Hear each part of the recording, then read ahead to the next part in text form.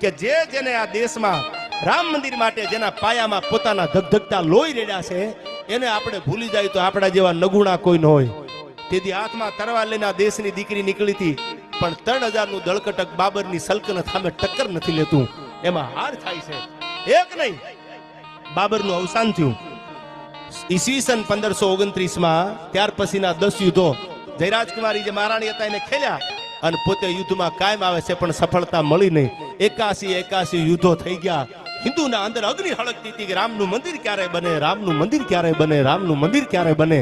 સાહેબ ટોટલ 496 વર્ષ પછી આજ અયોધ્યાના પાદરમાં સાહેબ ભગવાન રામનો ભગવો જ્યારે લહેરાય છે ત્યારે મને તમને અંદરથી કહું તૂટે છે કે મારો બાપ બિરાજમાન થાય છે. આજ વર્ષો પછી જે તમન્ના હતી મારી તમારી એ આજ પૂરી થાય છે.